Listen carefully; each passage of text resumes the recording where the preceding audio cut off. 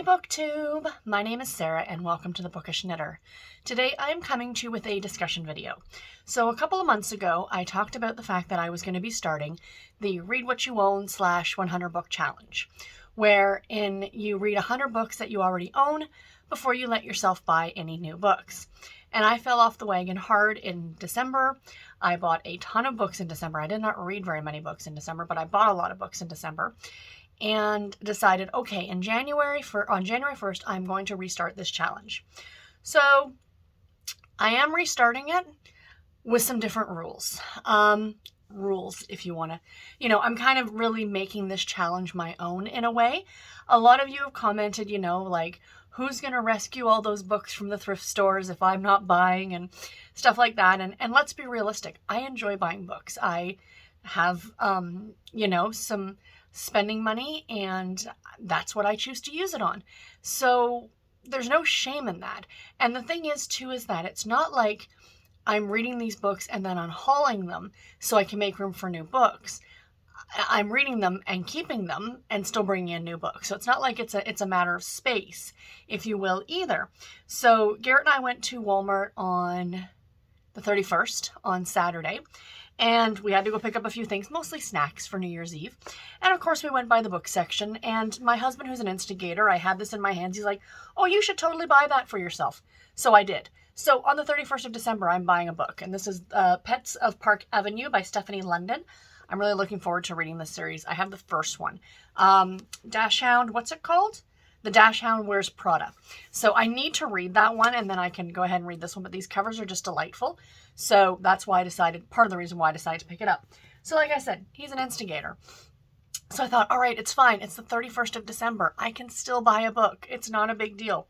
January 1st hits, of course, Amazon puts out their, for Amazon Prime members, they have a list of like 6 or 8 books, and you can pick 1 or 2 books for free. And they're digital. So I grabbed 2 books, and I thought, okay, that's going to be like kind of one of my gimmies, like, my rules, I can pick those up because they're free, kind of an idea. And then on the 2nd, so yeah, I'm filming this on the 3rd.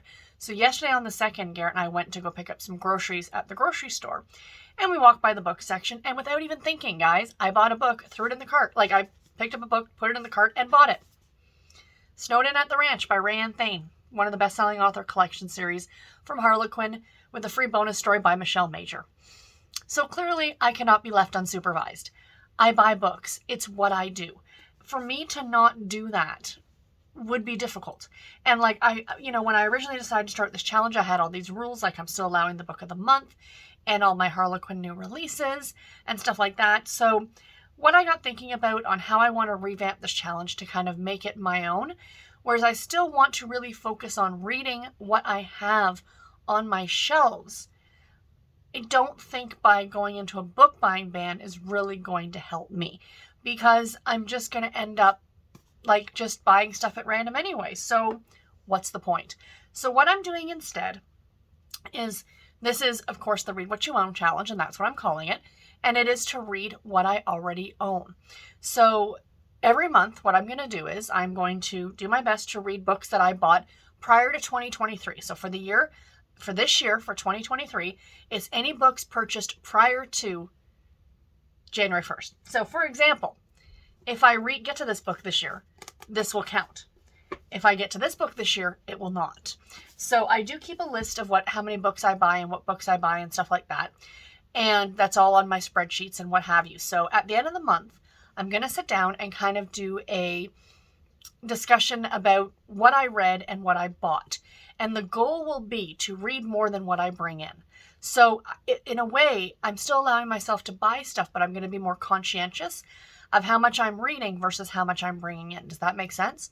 So again, I'm not going to count the book of the month. I'm not going to count my Harlequin new releases, because I buy those every month, 1 from each line every month. And those are kind of, and the Amazon first books as well. Those are kind of going to be the 3 things that I'm going to allow myself to not, even though they're counted on my spreadsheet as books that I brought in, they won't be counted towards this challenge.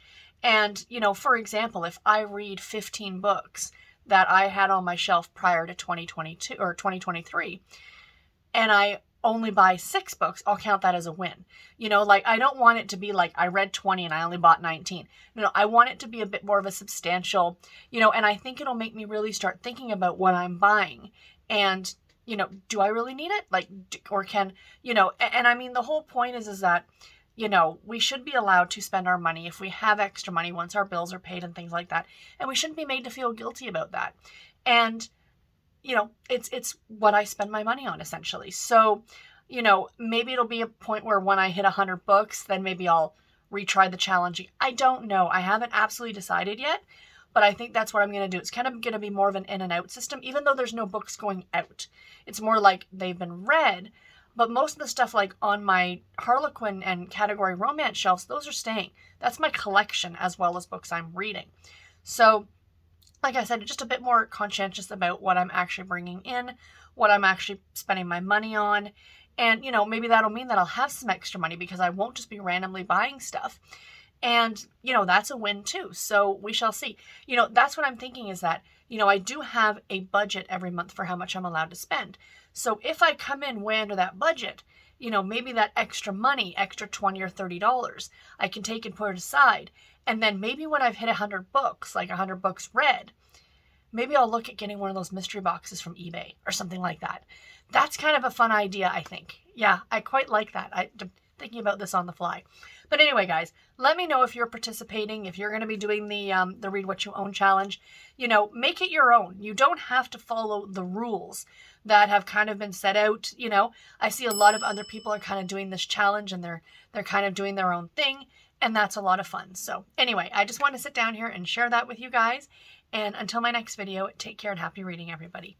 Bye.